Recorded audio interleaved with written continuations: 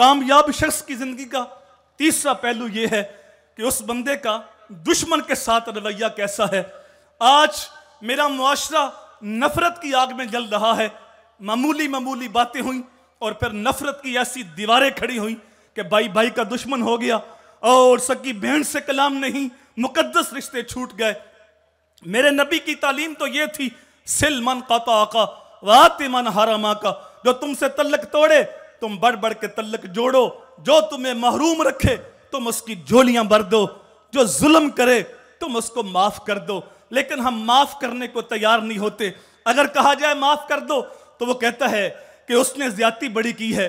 तो मैं कहता हूं साहब, ज्यादती माफ की जाती है, अगर ज्यादती नहीं की तो माफी किस बात की।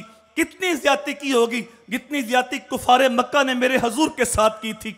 रस्ते में गड़े नहीं खुदे, कांटे बिछे, गोबर की बड़ी ओजरियां डाली गई, गले में कपड़ा डाल के तोड़ दिए, तैफ के बाजारों में पत्थर भी बरसे, मेरे नबी ने शहर मक्का भी छोड़ा।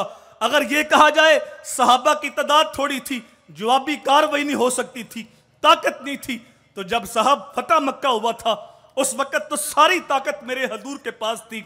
10,000 सहाबा मेरे नबी के साथ थे। कुफारे मक्का थर थर कांप रहे थे।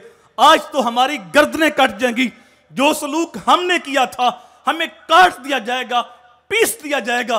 लेकिन मेरे नबी ने कमाल मेहरबानी करते फरमाया, ला तसरीब अलैकुमुल यौम इज़हबू व अंतुम मुतलका, जाओ चले जो, मैंने सबको माफ कर दिया।